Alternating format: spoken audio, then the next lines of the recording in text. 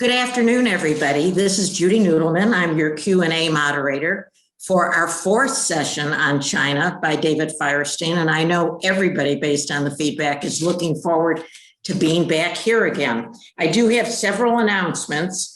First one, standard. The chat box is used for technical issues. The Q&A box for questions for David, and you can put them in as you have them.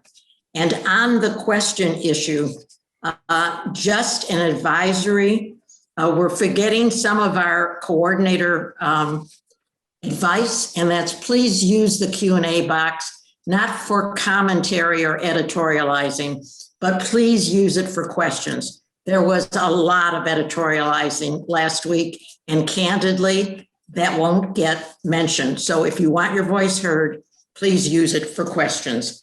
The other topic is, because we have had so many questions, David is going to be revising and tweaking the sequence of events, and also the very last one will be in meeting format.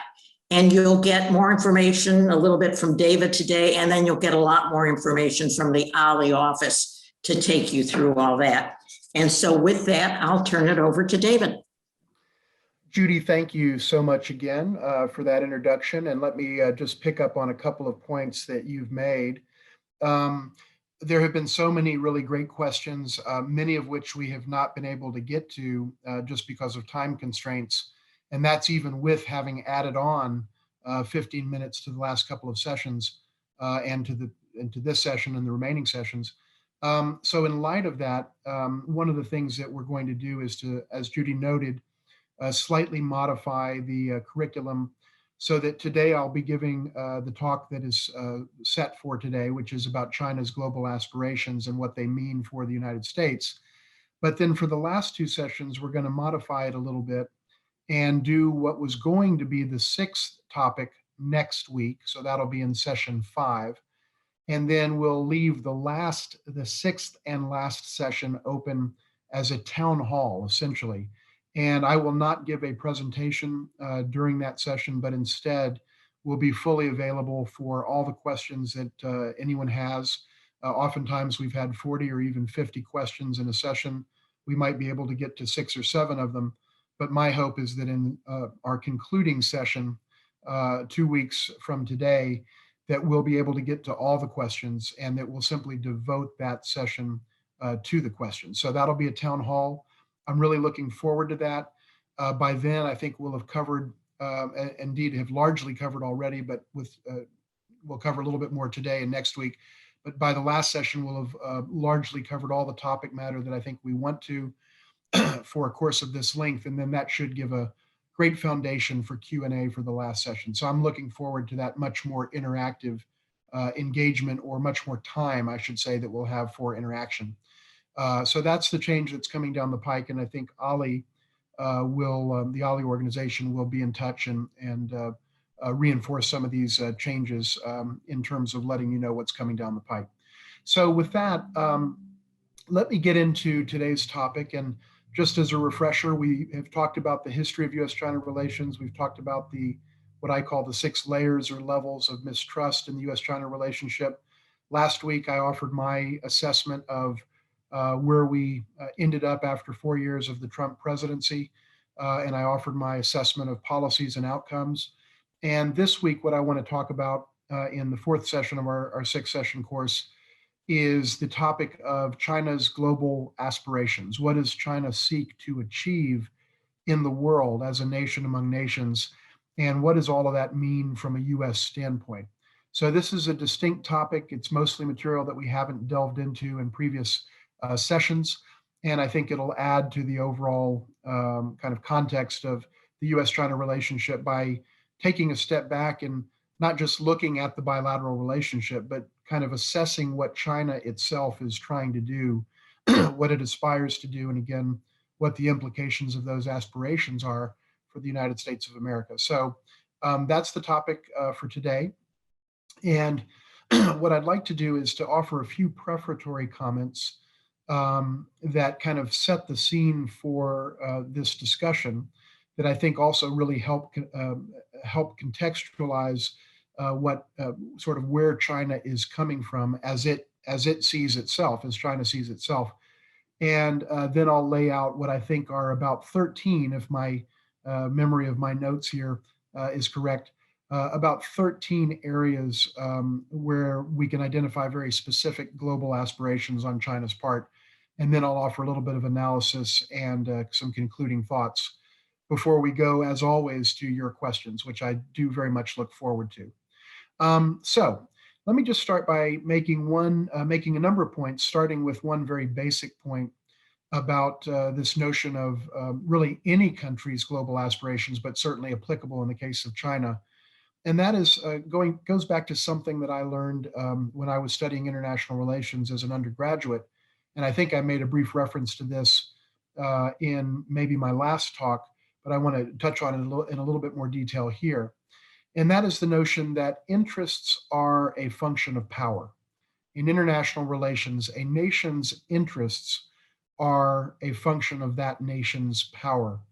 And so, just as a very broad conceptual point, I think it's important to understand that concept that when a country is small and weak, it will have the national interests, it will define its own interests as a nation in a way that is consistent with the fact that it sees itself as a small and weak player. So a small and weak player in international relations is not going to have very expansive or ambitious goals because it won't have the means to attain any of those goals. But as a country becomes stronger and more powerful, its own conception of its national interests starts to change. And it starts to see the world differently. It starts to see itself differently. It starts to see its own role in the world differently. And it starts to see its capabilities differently, namely because those capabilities are in fact evolving. And that's exactly what we've seen in the case of China. China is a powerful nation. It is certainly a nation that has become more and more important and powerful on the international stage by pretty much any metric that one could apply. And as a result of that, China has started to conceive of its national interests far more expansively than it did 10 years ago, 20 years ago, 30 years ago, 40 years ago, and so on. And it's a very clear-cut distinction. And I might just note as an observation that I think one of the things that has been a dynamic in the US-China relationship over these in recent years and really over the last 10 years or so, and even dating back beyond that, is that we as a nation in the United States are watching China, and we are seeing a nation that is increasing in its capabilities and that is not the same in terms of its economic might or its military might as it was, again, 10 or 20 years ago or even further back. And so that causes some consternation in many quarters of the United States because in relative terms, China's capabilities, I think it's fair to say, are growing faster than our own capabilities. Our capabilities are growing. Our economy grows, with the exception of 2020, which was a COVID-19 year. But our economy grows, our military might grows, our technology becomes enhanced. But the rate at which those things are occurring relative to China is faster.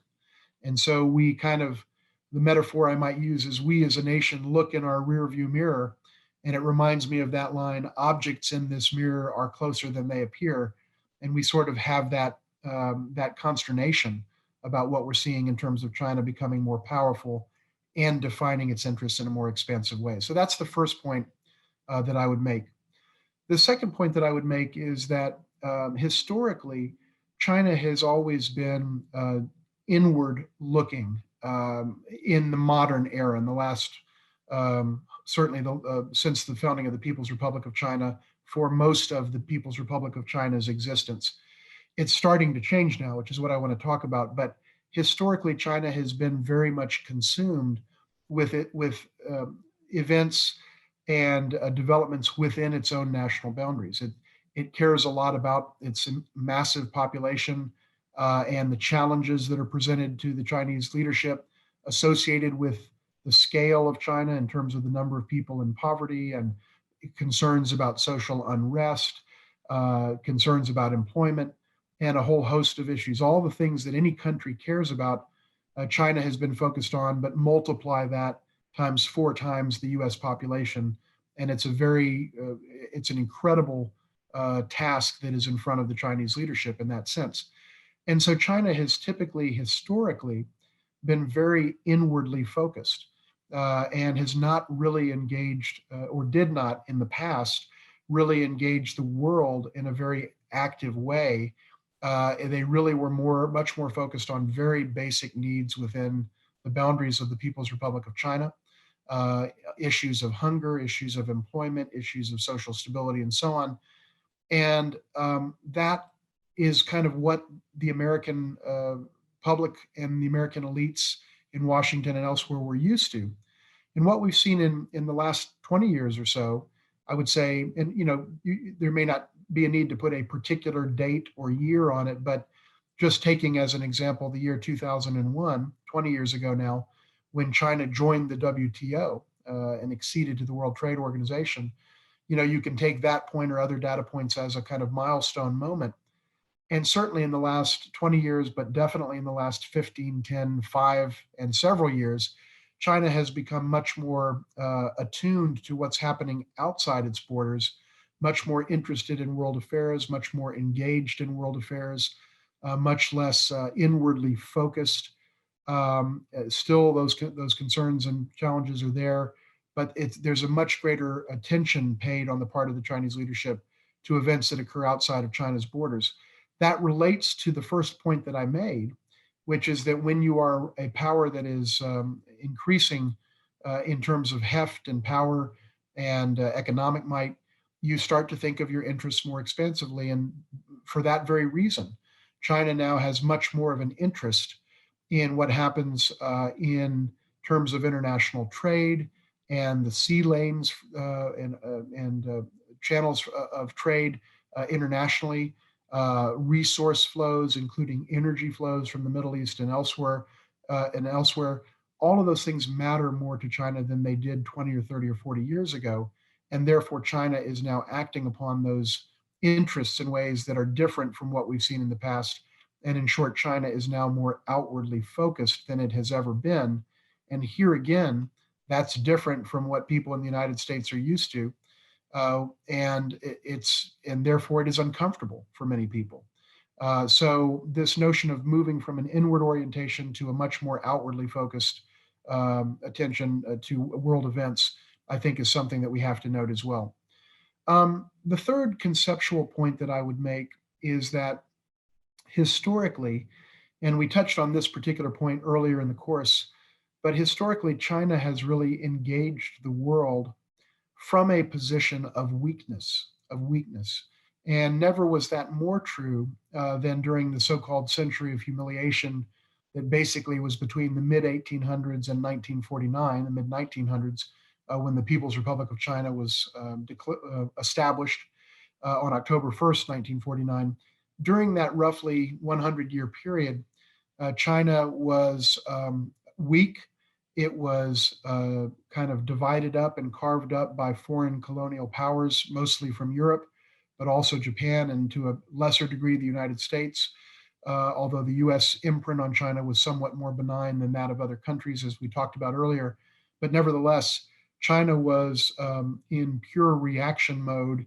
It was unable to really defend itself. It was unable to defend its territory. It was unable to defend its sovereign borders, theoretically sovereign borders, which effectively became essentially unsovereign borders, where countries could come in and do what they wanted and create extraterritorial rights for themselves and so on. And all of that happened, and all of that left a very deep imprint on the Chinese psyche. Today, we see obviously a very different picture, one that has emerged over the last several decades, but particularly come into focus over the last 1 or 2 decades. And that is that China is now a powerful country. It is not a superpower. There's really only one superpower in the world as we define the term, and that's us. That being said, China is a major power. It is a powerful nation economically. It is a powerful nation militarily.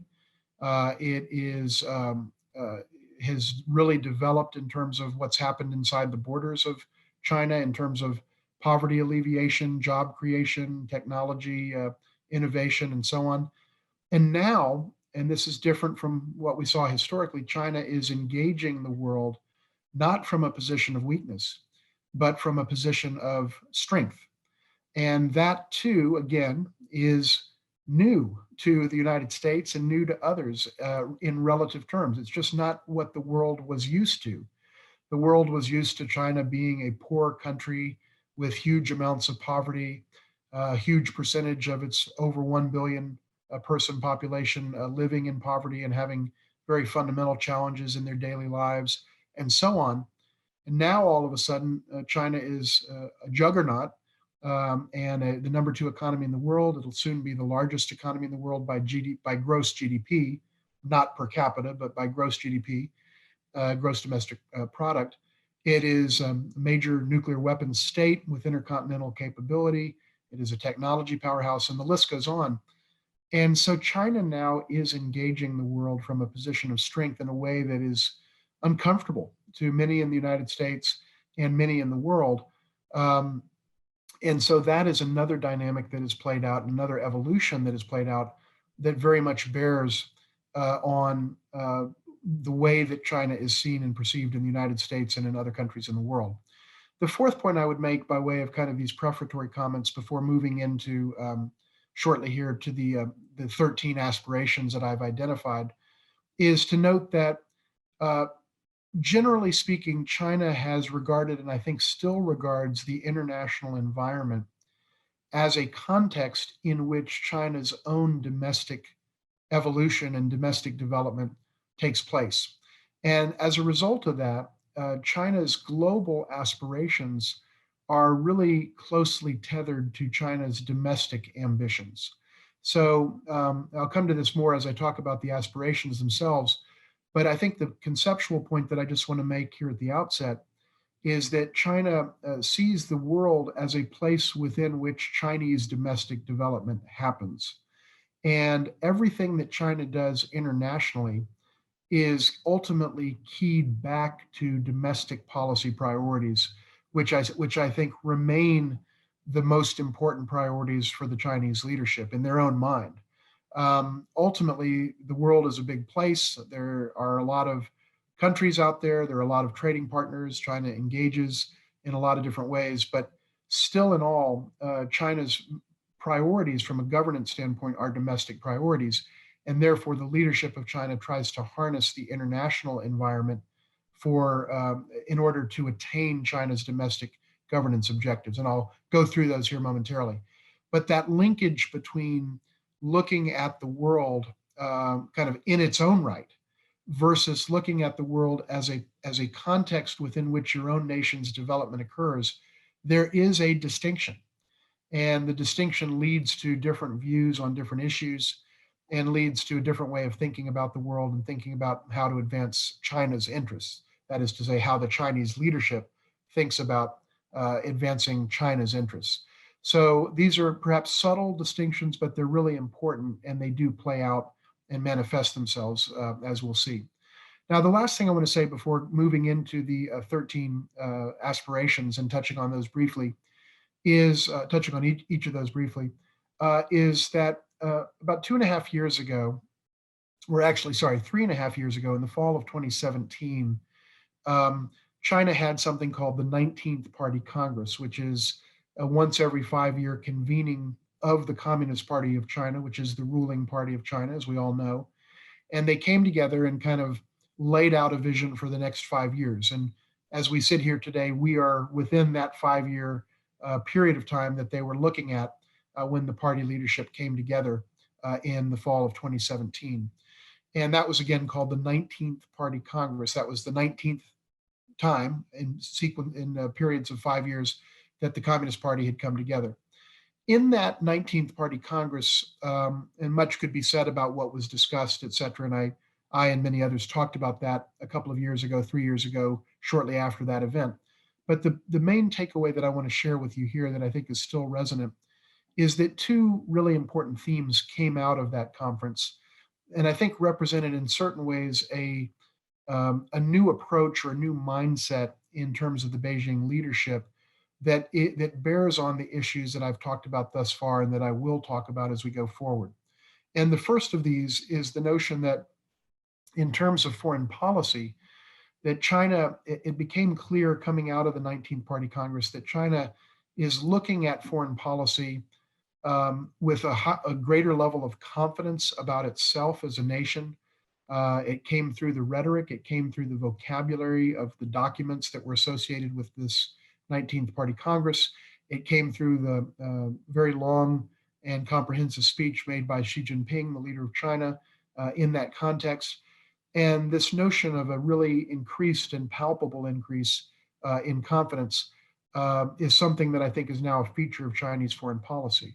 We in the United States are used to being very confident, and we have kind of a swagger as the world's only superpower, and we pretty much do what we want to do when we want to do it. We're not really used to others having that same type of confidence. But China, I think, now is characterized in its approach to the world with a higher level of confidence, and that came out of the 19th Party Congress very clearly. More specifically, I think it's fair to say that a key theme, and I would phrase it in two different ways, but a key theme that came out of the 19th Party Congress, which colors Chinese geopolitical strategy and geopolitical thinking today, are the following 2 points. Number one, if I were summarizing well, to use the Chinese language first, the translation of the Chinese language, China talks about the notion of, quote, a rejuvenation of the great Chinese nation, unquote, a rejuvenation of the great Chinese nation. That's the phrase translated from Chinese into English that is now a kind of signature or hallmark slogan, if you will, of the Xi Jinping administration and of the Chinese Communist Party leadership and the government's leadership. The notion of making China a powerful nation. If we were translating that into more colloquial English, the correct, very accurate and correct translation would be make China great again. That is what China is saying that it seeks to do. It seeks to make China great again. Now, where does the again come from? In the Chinese mindset, this notion of, again, rejuvenation of the great Chinese nation, which is a set phrase, this comes from the idea that China saw itself as, and indeed was widely perceived as, perhaps the greatest country of its time, and arguably, certainly in the Chinese view, the greatest civilization of its time, circa many hundreds of years ago or even thousands of years ago, recognizing that Chinese history, dynastic history, goes back several thousand years. And so there were periods in world history and in Chinese history where the Chinese Empire at the time was the most advanced civilization in the world by any number of metrics. Again, the history played out, and there were periods in Chinese history, including that period from the mid 1800s to the mid 1900s, where China was kind of beat up on and bullied, as it would see it, and as I think is a fair way to characterize it, by European colonial powers, by Japan, by others, to a certain degree, the US. But that was not always the way it was. And so this notion of making China great again, as I phrase it, is, but very closely paraphrasing the official Chinese term, is the idea of we were once a great nation among nations. We must become again a great nation among nations. And that concept is very much alive and well. And, obviously that notion is alive and well in the politics of our own country, because we had someone enter the White House on the idea of, quote, making America great again. And the point that I make here is that it's not just us that think, or some fraction of the US public that think in those terms, but rather Chinese also think in those terms. The second notion or phrase that I would just mention here, which colors China's engagement with the world, is the notion of the Chinese dream, or the China dream, as it's sometimes translated. And the China dream is a dream that is essentially consistent or in alignment with the notion of making China great again. It is about generating a higher level of material comfort for the people of China. It is about exerting Chinese power and influence in ways that are commensurate with the heft of China as the world's second largest economy, and so on. It is about being strong and not taking guff, if you will, from anyone in the world, and being able to stand up for itself and defend itself. And it's about giving Chinese people something to be proud of in terms of their identification with their nation and China's accomplishments in science, technology, the Olympics, and so forth and so on. So all of those things are rolled into what's referred to as the China Dream. Now, one thing I would just note before going into the key section here about the aspirations themselves is that one of the differences between the China Dream as it's articulated in China by the people who created the construct as a kind of political slogan, and between that dream on the one hand and the American dream on the other, is that the American dream is calibrated in terms of individuals, in terms of a person, or maybe a family. And it's that, the old idea of, hey, I'm going to get a good education, I'm going to get a good job, I'm going to buy a home, I'm going to send my kids to college, I'm going to, live a materially comfortable life that hopefully gets better and better as I go along, and I'm going to have the white picket fence and so on. And it's calibrated in terms of an individual or a family. But the China Dream is calibrated in terms of the nation. And so there's a very profound difference in the kind of unit that is being implicated, if you will, by the two respective dreams. And I think that's something that's worth noting. Now, with all that said, let me go into and I'm going to look at time here. Let me go into the 13 aspirations, and I'll try to be brief on these, but I think it'll lay out a pretty accurate sense for, what China is trying to do, and as I'll say in a little bit, what it's not trying to do. So first of all, let's start with aspiration number 1.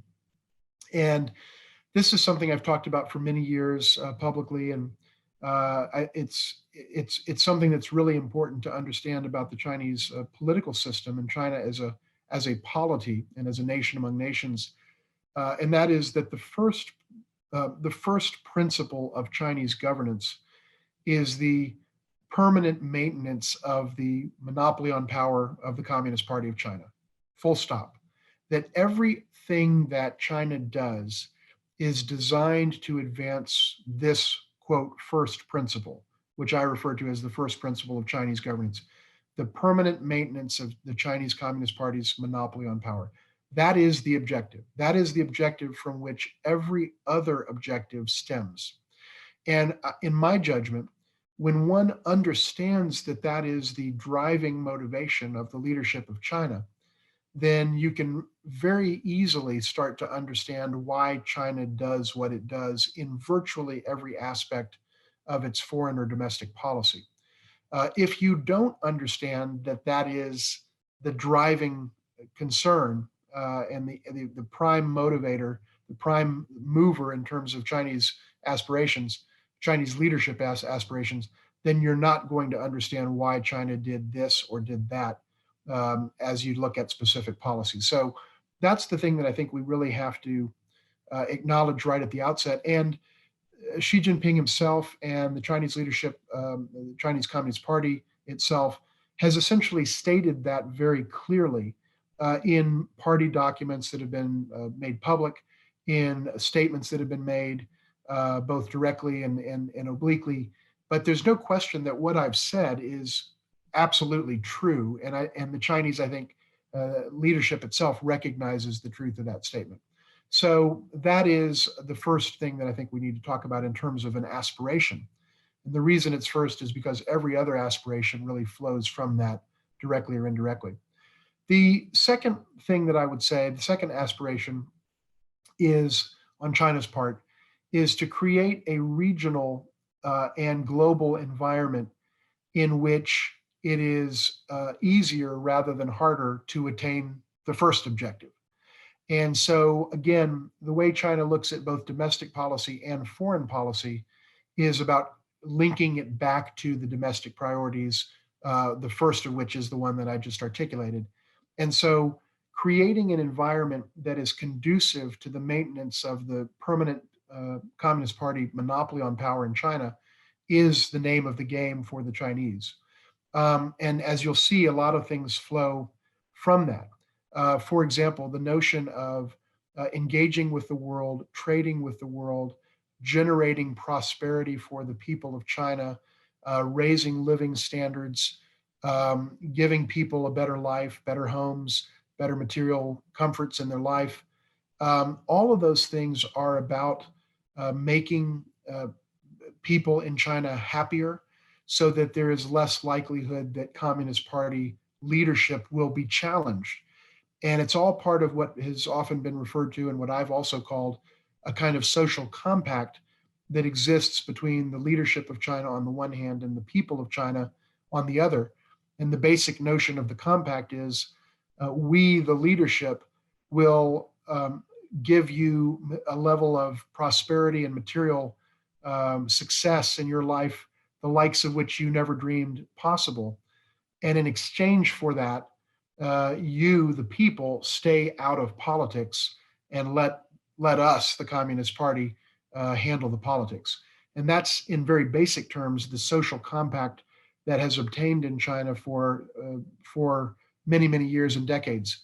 I would also say that there's kind of a second part or second iteration or evolution to that compact, and that is that nowadays, instead of merely framing the compact in terms of individuals or the people as a whole, the leadership of China is saying to the people of China, we will, in addition to making you wealthier and more prosperous and more comfortable in your material life and your homes and so on, now we will also make you prouder of China than you have ever been. And in exchange for that, again, you stay out of the political process, let the Communist Party govern the country as we see fit. That's the basic mindset. So that compact is there. And as you'll note from the compact, the notion of looking at the region, the East Asian region and the world as a place within which China seeks to do things that generate prosperity for its people, all of that goes back to the social compact. And all of that ultimately goes back to the first principle of Chinese governance. So that is the second point that I would make, is creating a regional and global environment that is conducive to China's continued growth, which in turn, as I noted, is part of this compact. The third point that I would make is that China, I think, does certainly aspire to be and intend to become the largest economy in the world, and it will become the largest economy in the world, not as measured in per capita GDP terms or per capita terms generally, but as measured in gross domestic product at the gross level, at the national level. China will overtake the United States in the fairly near future, just mathematically. It lags behind the United States, obviously, by a substantial margin in terms of per capita figures, but it is certainly a behemoth in terms of a national economy. And China intends to become and will become the largest economy in the world, and to be a major player in the global economy, in global trade, and ultimately in the next point that I want to make, which is about shaping rules. And I'll come to that in a moment.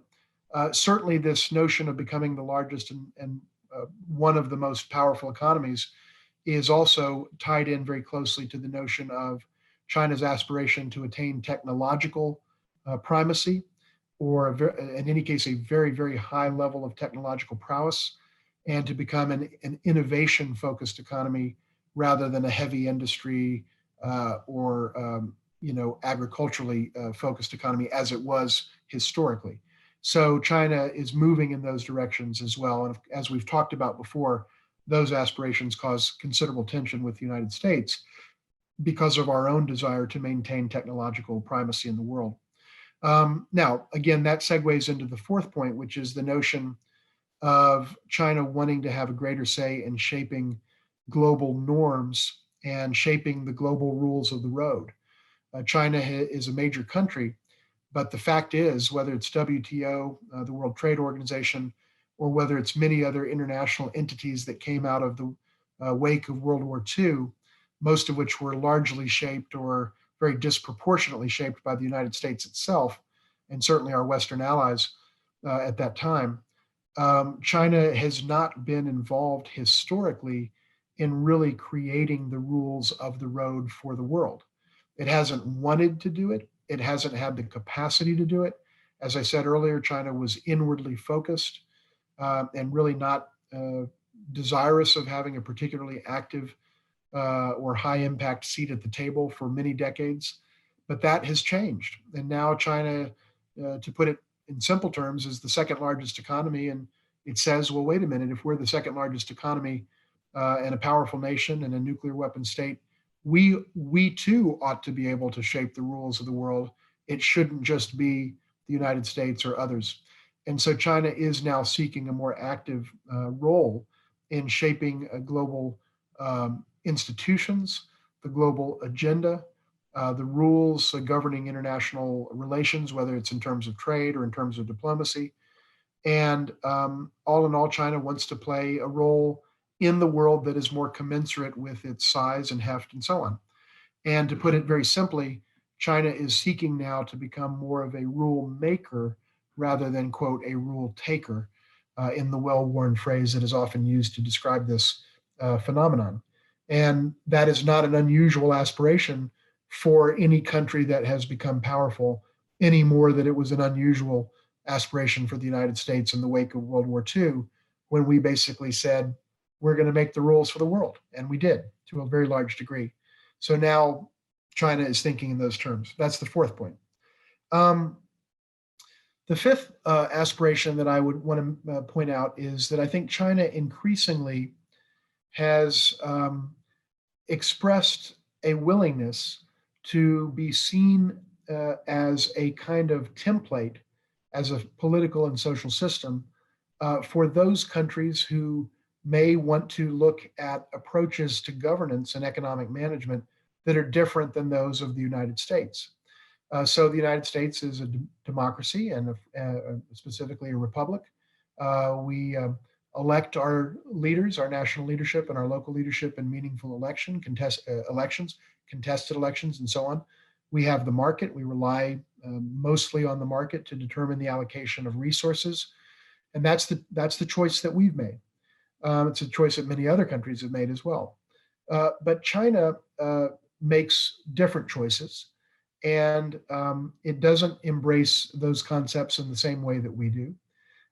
Concepts of, if you will, choice in the political marketplace and choice in the economic marketplace, although it embraces the latter to a much greater degree than the former.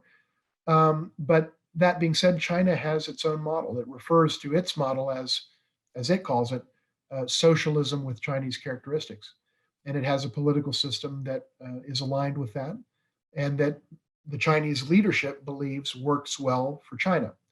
And so China is, since 2017 in the 19th Party Congress, which I mentioned earlier, China has made a point of being more publicly willing to acknowledge that it can be a model for those countries that may think that the US system or that the Western European way of doing things is not a good system for them.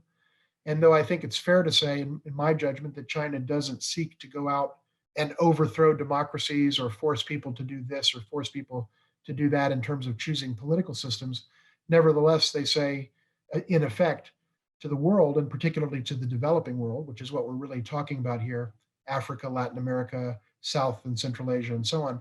China essentially says, look, if you think the US system is good for you, go for it. If you want to look at a different model, come take a look at our model. And that notion of setting itself up as an alternative to the US or Western European style of governance, I think is something that has become something that the Chinese are willing to talk about a little more explicitly than they had before. And so I think that's a fifth area that I would point to as being kind of an aspiration, is to say, hey, we can be a model and a template for those who may wish to emulate the way we do things. The sixth area that I think is very important and very fundamental to China's world outlook is that China wants to see a multipolar world. They want to see a world in which no one country is the sole superpower. I think it's fair to say that. They, as I said earlier, and I am very certain in the validity of this assessment, China does not seek to supplant or replace the United States as the world's only superpower as we define the term, for all the reasons that I mentioned earlier.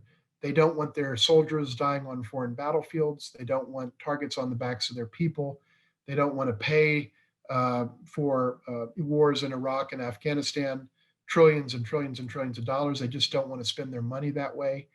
And the list goes on. They just don't want those responsibilities.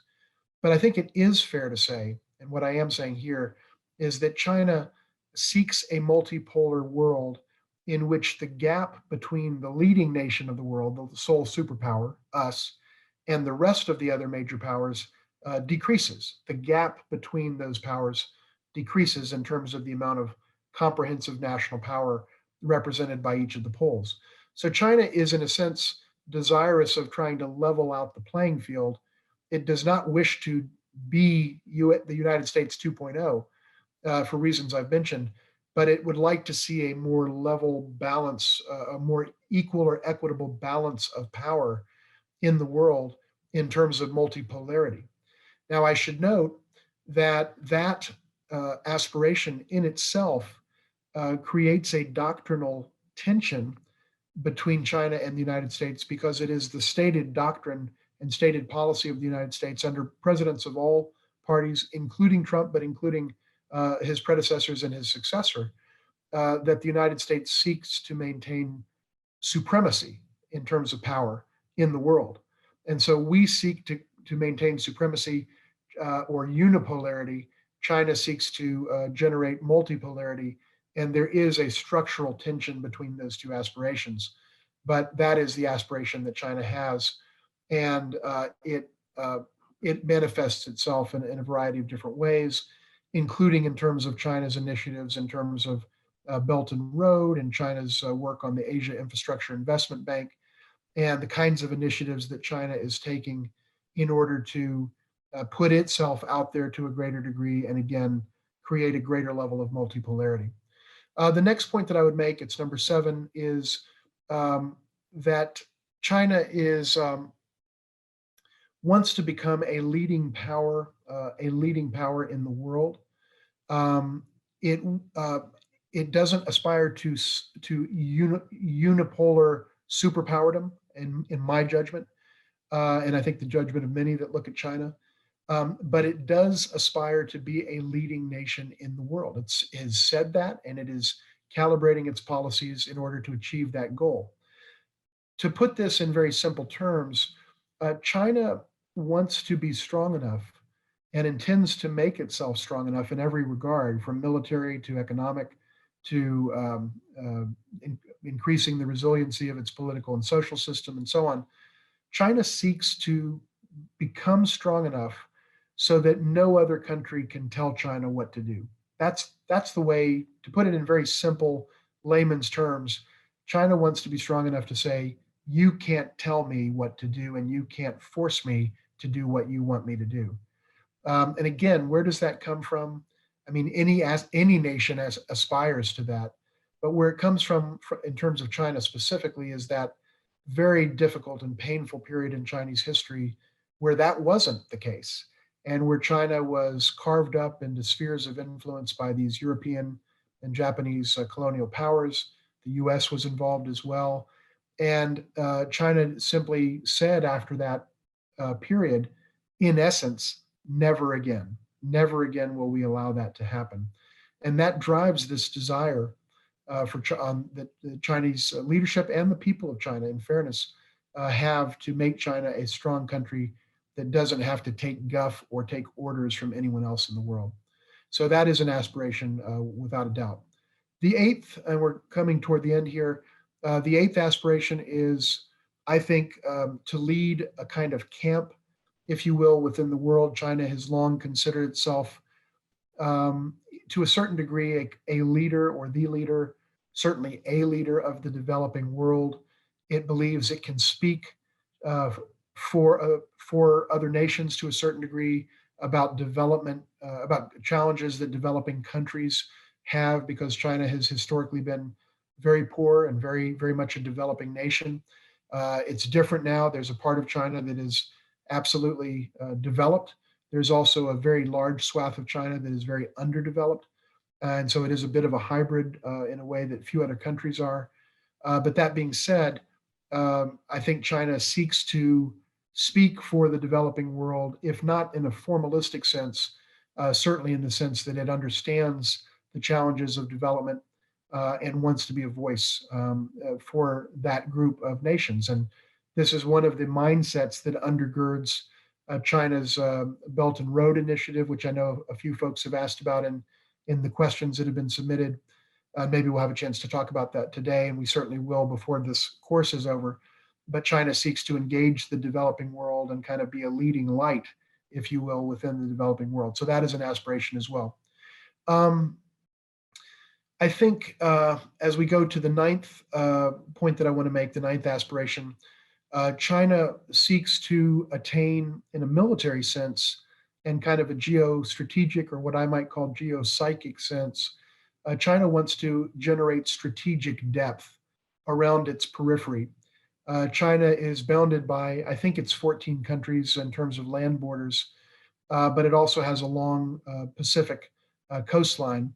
And off that coastline are countries like South Korea, Japan, and also off the coastline is Taiwan, which has a very close relationship with the United States. And there's a lot of contention, as we talked about earlier, in terms of the cross-strait relationship between the mainland and Taiwan. And then as you go further south, you have US allies in terms of the Philippines and ultimately Australia. And so China feels kind of hemmed in by countries, both in terms of land borders and in terms of the maritime coastline of China. And what it's seeking to do from a military standpoint is to develop capabilities that make it harder potentially, or that would make it harder for the US or others, or US and allies, to engage China militarily right off of its coast. And so you see weapons systems being developed in China that are designed to missile systems and others to kind of push potentially the United States and others back away from China's coastline. And that notion of creating some depth and some space within which China can operate is something that is is very much a part of Chinese policy, and manifests itself in terms of military procurements, the development of weapons systems, the development of Chinese military strategies, and various other ways. So that is, I would say, a military aspiration in the most immediate sense, is creating a kind of buffer zone around the periphery of China. Recognize also that China shares a long border with Russia, though generally that's friendly at this time. It hasn't always been. And it also shares borders with India, and there have been some very serious tensions around disputed points on the border there, and disputed boundaries. And of course, there are tensions with Vietnam. And there was once a short war with Vietnam across that border. And now there certainly are tensions that revolve more around the South China Sea. So China feels like it's in a fairly rough neighborhood, and it feels like it's surrounded by players that are powerful and in some cases not particularly friendly toward China. So that contextualizes China's ambition in that regard. The 10th thing I'll mention, I'll conclude here shortly to leave plenty of time for questions, is China seeks to secure stable and predictable access to needed resources, in particular energy resources. China is a major energy importer. The US now is a major energy exporter, by the way. Just as a parenthetical note, one of the things that we at the Bush-China Foundation have advocated for and continue to advocate for is an energy free trade and investment agreement between the United States and China that would take energy out of the trade war and allow the United States to sell our energy to China and put, as I put it, a Texas-sized dent in the US deficit with China by vastly increasing our energy exports to China. With respect to energy, we have it, they need it, so let's do it. It's a pretty simple concept, but it's much harder, of course, to implement in practice. But conceptually, that's one of the things we've looked at. Back to the point here, China is a major consumer of energy. It gets energy from a very wide variety of sources, including in the Middle East. A lot of that energy travels through the South China Sea. Not all of it, but a lot of it does, particularly that which comes from the Middle East and from west of China, from Iran, from Saudi Arabia, from various other players there, including in Africa, Sudan, and so on. And as a result, China is dependent on those trade flows. And so it seeks a secure pipeline, if you will, of energy and other resources that it needs for its development. Because without that, the Chinese economy suffers a major blow.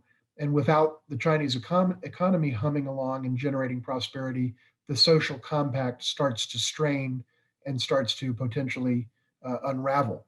Again, everything comes back to that first principle of Chinese governance that I mentioned at the outset. But energy now is a really important part of that, as well as other resources. So securing energy and other resources is a very significant aspiration of China's. And we see when you understand that lens and that aspiration, you start to see why China does, from its vantage point, some of the things that it does, even when those things are problematic from our standpoint. The next point I would make before we wrap up is, and I won't belabor it, but it's very profound. Another aspiration China has is to become whole again. China believes that it is not whole. It believes that Taiwan should be part of the People's Republic of China, and that Taiwan should be brought, quote, back into the fold, as we've talked about earlier. And that is not the case in a de facto sense at this time. Taiwan operates independently of the mainland. It has its own flag, its own president, its own government, its own land, its own people, its own currency, its own military. And that is something that doesn't sit well with the Chinese leadership. And so to become whole again and to reunify, as they would put it, with Taiwan is another aspiration. And I should note one detail just to make the point. When Xi Jinping gave his famous, very long, I think 3 or 4 hour speech at the 19th Party Congress, which I mentioned earlier, in the text, both in the Chinese and the English, and I looked at both, in the text published by China, the official published text of the speech, there was only one sentence in the speech that ended in an exclamation point. Every other sentence ended in a period. Only one sentence ended in an exclamation point. And it was the sentence about the imperative in China's mind and in President Xi's mind of reuniting with Taiwan. That was the only sentence that he saw fit to have end in an exclamation point. So I think that tells you something about how important that is in the Chinese psyche, especially in the Chinese leadership psyche. Last 2 points, China aspires to perfect its own model of governance. Their model is very different from ours. I'm on the public record once referring to China's model as what I call smart dictatorship. And I even went further and kind of created an acronym out of the 5-letter word SMART. And the way I would put it is that it's SMART, S-M-A-R-T, stands for, the S is for social compact, as I mentioned. The M is for the market playing an important role, which it does. It's not the only thing, but it plays an important role. Number 3, the A is for adaptability. China seeks to be an adaptable dictatorship that adapts to changes in the world and changes in the domestic picture. Number 4, it seeks to be responsive, not in the sense of electoral,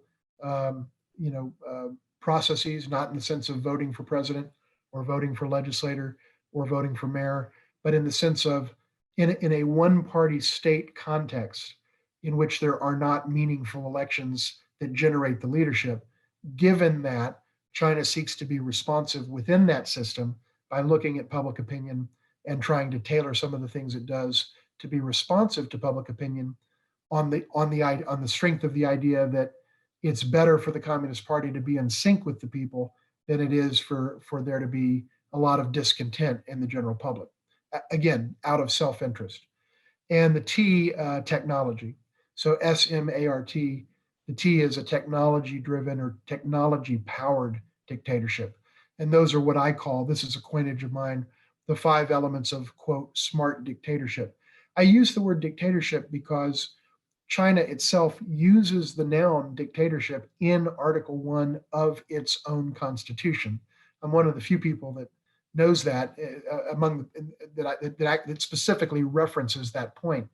Most of my Chinese friends would not be able to cite the Article 1 of the Chinese Constitution, but I've studied this a little bit. In Article 1 of the Chinese Constitution of 1982, which is the current constitution, states that China is a people's democratic dictatorship. But the noun it chooses in Chinese and in English is dictatorship. And so I think China aspires to create a smarter and more effective dictatorship in that sense, and it seeks to do so with a number of these elements that I've laid out. So to perfect its model, to be clear, I don't think China aspires to implementing a Jeffersonian democracy. It doesn't want to do that. Just to put it very simply, it wants to have its own system, and that's the system that it's trying to perfect. And the final point I would make before I conclude here is that, again, going back to a fundamental point, but to end on this, China wants to restore what it regards as its former greatness. And in fact, as noted, historically, there were periods where China was truly the greatest nation and the greatest civilization from the standpoint of technological know-how, the sophistication of society, the achievements of in architecture and building the Great Wall and exploration on the high seas and so forth. I mean, there were some amazing periods in Chinese history. China wants to go back to that. It's kind of what I call the once and future greatness mindset. And China was once a great power. It wants to become that again, and it wants to implement and fulfill the China dream. So those are the things that I think China is aspiring to. Let me conclude by just saying, what is it not aspiring to? It doesn't want to be the world policeman. It doesn't want to be the United States 2.0. It doesn't want to go fight wars in Iraq or Afghanistan or anywhere else. It doesn't want to put Chinese Navy SEALs into Pakistan to kill bin Laden. We did that. China doesn't aspire to do that, doesn't want to do it, couldn't do it if it wanted to, but it doesn't want to either. It's just not the way China operates. It does other things, but it doesn't do that. So it doesn't want this world policeman role. It doesn't want to be a US style superpower as we define the term superpower. It wants to be a great power and a co-equal power among others in the multipolar world, but not a US 2.0, as I've noted. I also think it's fair to say that for anyone looking at this objectively, China does not seek to aggrandize its own territory per se beyond the highly contentious issues of Taiwan and the South China Sea. With those exceptions, as viewed from a non-Chinese perspective, China regards those, certainly Taiwan as being part of China, and many of the islands and the water surface in the South China Sea as being part of China. That is disputed. I think China is absolutely wrong on the South China Sea. And of course, I've also been very much on the record on the issue of Taiwan that there is no sentiment in Taiwan whatsoever of any scale to reunify with China. And I've talked about that in great detail, including on Capitol Hill. But that being said, as viewed from a Chinese perspective, those are the places where the Chinese see unfinished business. But China doesn't want to make South Korea the 51st state. It doesn't want to make Vietnam the 51st state, to use our metaphor. It doesn't seek to go beyond its borders except in those, or to aggrandize and enlarge its borders, except with respect to those areas which China views as they're in the right to want that, and most of the rest of the world views that China's in the wrong.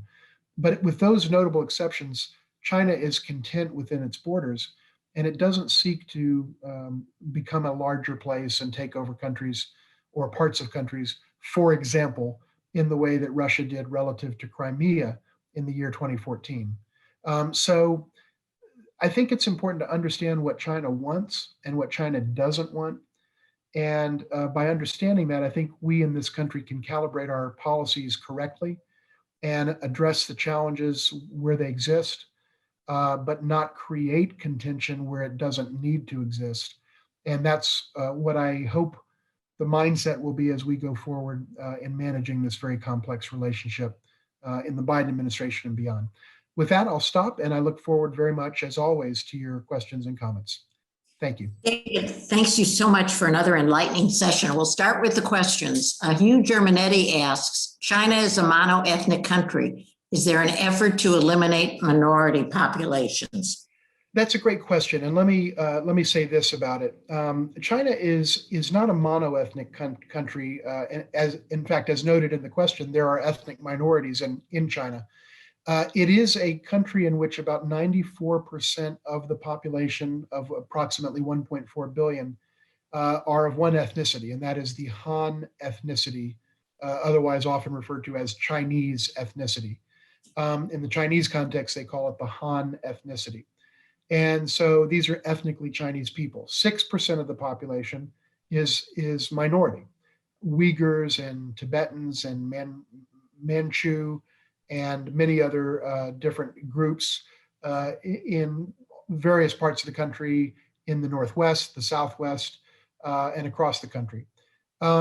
So those 6% of the 1.4 billion, it's nearly 100 million people that are not of ethnically Chinese descent, that are not ethnically Chinese.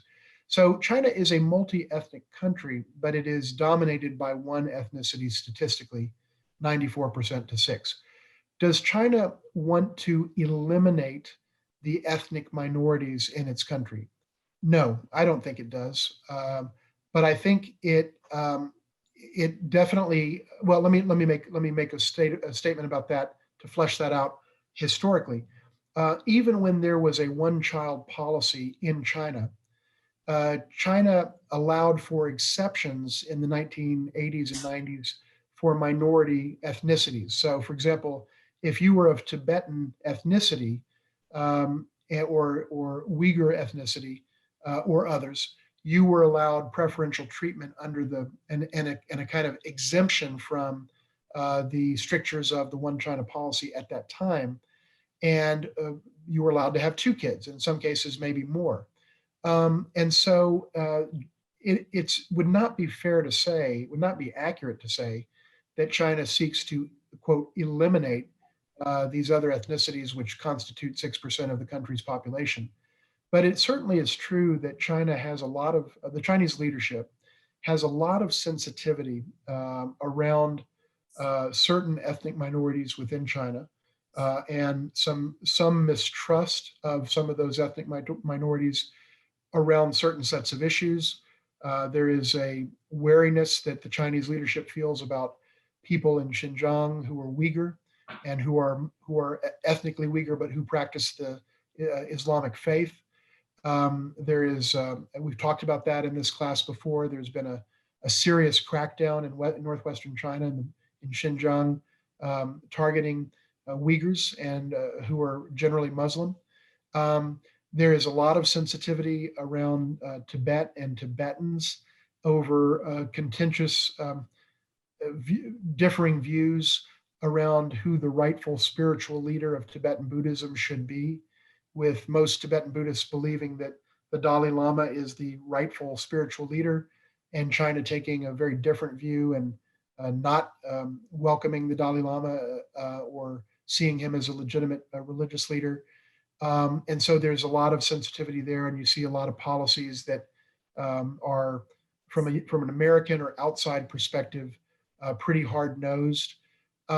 So there is tension between the central leadership of China and some of these ethnicities, not all of them, but some of them.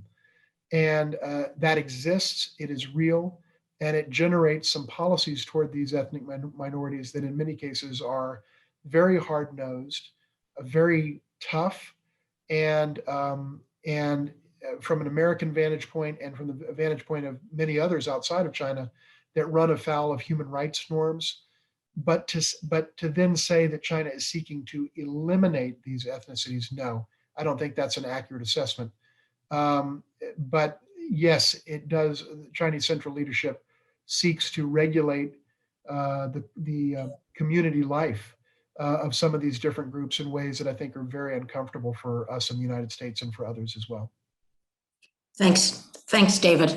Bill McCarran asks, over the past decade or so, North Korea, well supported by China and its global reach, has been a thorn in our side, led by erratic leader Kim. Please comment on present and possible future policy towards North Korea. Well, it's an issue that's been with us for a while, and that I think is going to be with us for a while. There's a lot that one could say. I think it's fair to say that historically, China has a fairly close relationship with North Korea. It is in the sense that they have access there. Their leaders can go there and meet with the Korean leader, and now Kim Jong-un. Kim Jong-un can go to China and meet with the leadership of China. There is a warm and, at least at the surface, a warm and friendly relationship seemingly between the countries. I think it is really fair to say, however, having spoken with a lot of Chinese folks about North Korea, that below the level of the official rhetoric, there is a huge amount of frustration in China with North Korea. They're not much happier with Kim Jong-un and North Korea's actions and behavior in recent years, or more generally going back even a couple of decades, than we are. There's a sense that North Korea has taken some highly provocative actions, which in fact it has, and that North Korea is a problem. Now, the United States and China want the same thing. Our two countries, the United States and China, want the same thing, and that is real. We want to see a non-nuclear Korean peninsula. That is to say, a Korean peninsula that does not have on it nuclear weapons. That's the stated goal of the United States. It's the stated goal of China. And we both genuinely want that for a number of reasons, some of which are the same and some of which are different. But I think there's no question that we want that. Where the United States and China have differed is in our preferred approaches to try to generate that outcome. One thing is clear, the outcome hasn't been generated. North Korea possesses nuclear weapons. And that happened on the watch of both the United States and China, and on numerous US presidents. And frankly, it happened before Donald Trump became president. Things didn't get any better during his presidency, but it's not a problem of his creation. The problem has been there since certainly the 1990s. And on a bipartisan basis, the US presidents since that time have been unable to achieve our own stated objective. And likewise, China has been able to achieve its own. The one point I want to make here on this is that the fundamental difference between the United States and China has the notion of the approach to the North Korean nuclear issue has been this. The United States has believed there is some level of sanctions and toughness that will generate the result that we want. And the Chinese have believed, on the contrary, that there is some level of diplomacy that will generate the results that we want. And what I would say, and what I've said publicly before and would say again, is both of us were wrong. There was no level of either sanctions or diplomacy that was ever going to stop North Korea from pursuing nuclear weapons. And that's why it has them. And as US commanders, including in the Pacific Command, and I think it's now called the Indo-Pacific Command, have noted, the only surefire way to eliminate the nuclear weapons that North Korea has would cost millions of lives and probably hundreds of thousands of American lives, certainly tens of thousands, maybe hundreds of thousands. The cat is out of the bag. They have this weaponry.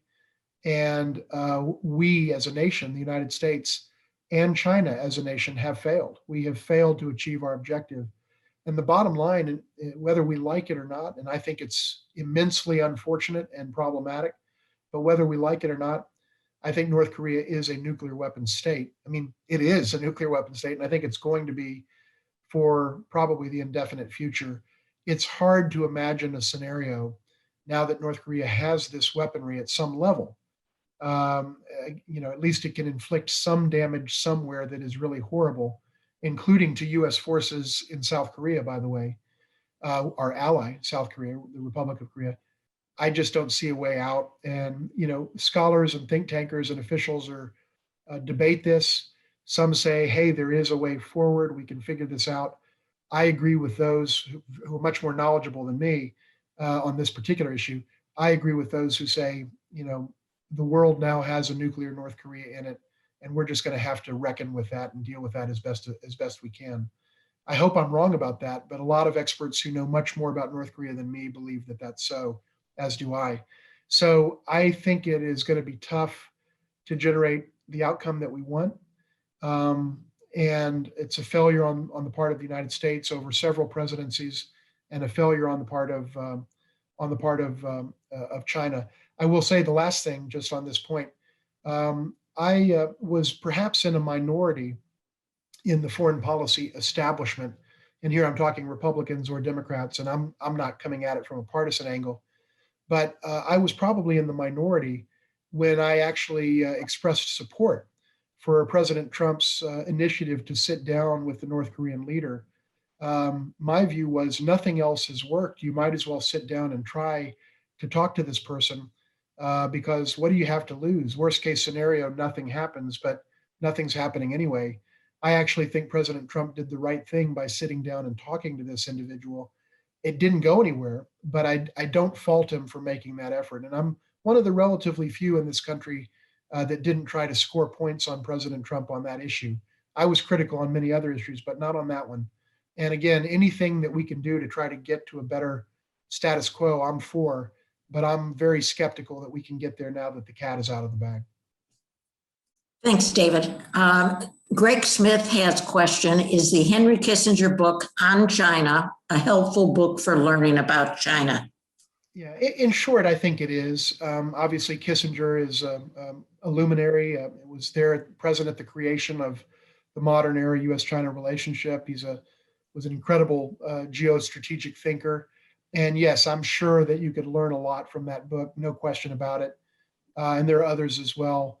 But that would be on pretty much anyone's short list, I think, for someone that really kind of wants to get the big picture understanding from a geostrategic perspective.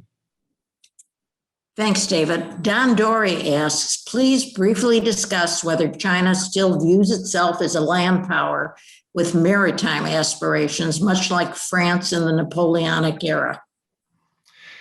That's a great question. I think China views itself as an increasingly formidable military power.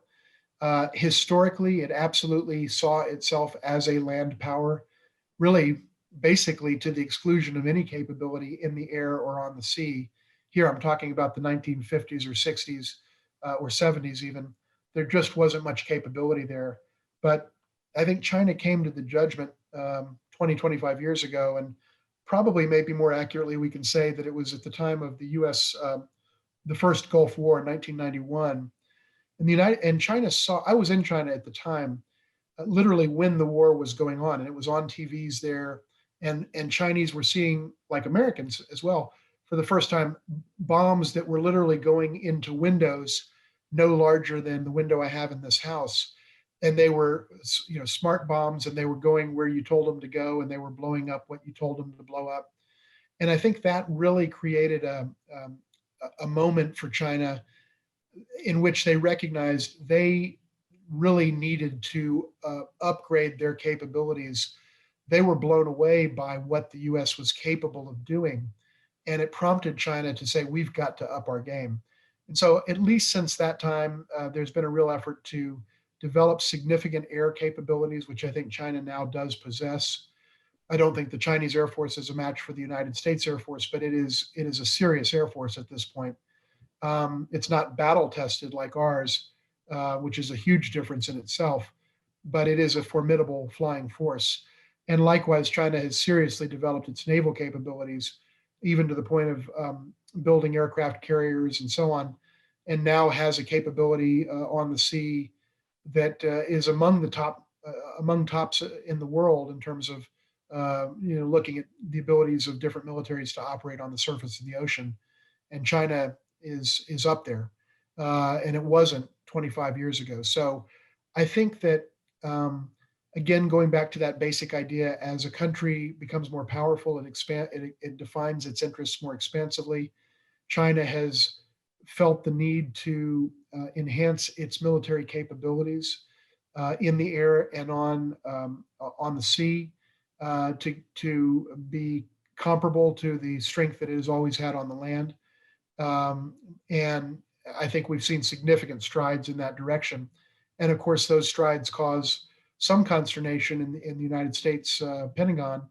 And you've seen reports about that come out that have expressed a certain sense of alarm, frankly, at the strides China has made.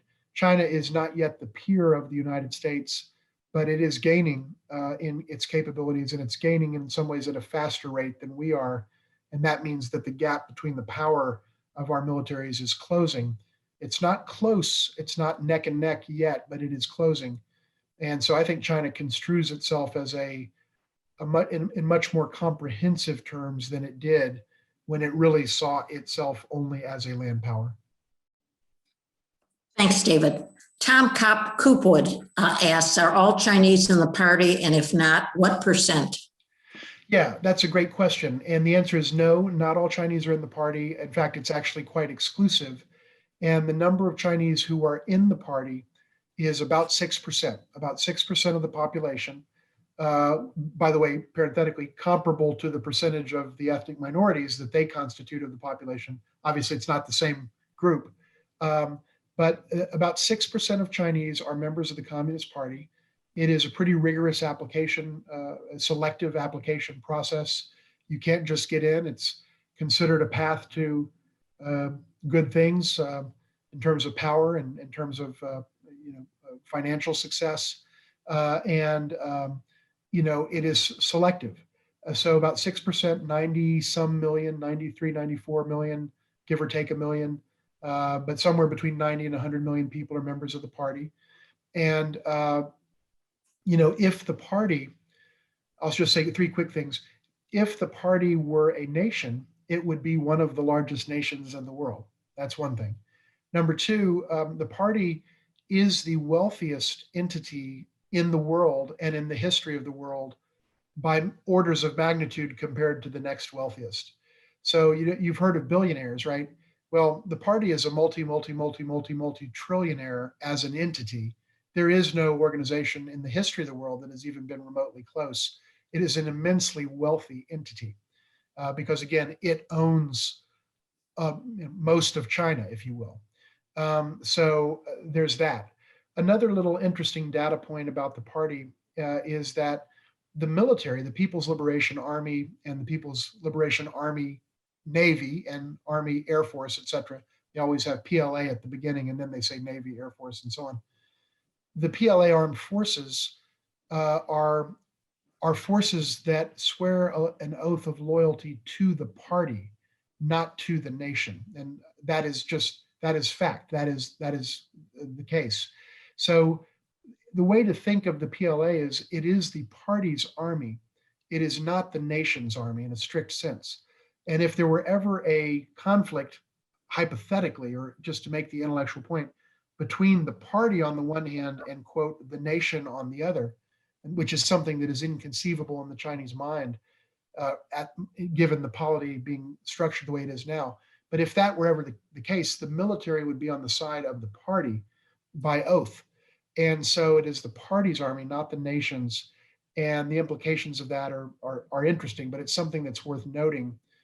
And that's why another point that I make that I never have heard anyone else make in this way, and I've made it for some years, is that the way to understand the Communist Party of China is that the Communist Party of China, it's not an issue of is there civilian control of the military.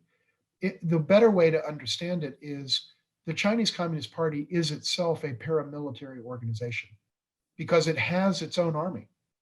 And therefore, it's hard to understand or construe the concept of civilian control of the military.